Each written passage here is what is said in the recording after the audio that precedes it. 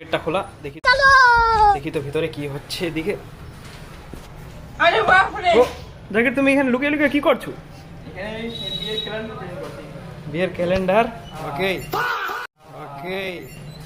প্রথমবার দেখছি এগুলো আর 100 আর কি প্রিন্ট করছে পাঠিয়ে। প্রিন্ট করছো। দেখি তো আমি কিভাবে প্রিন্ট করো তুমি এখানে। প্রথম দেখছি আমি এগুলো জিনিস। এই তো এটা কি হচ্ছে, এটা স্ক্রিনটা। ও এটা কিভাবে হয় জাকির?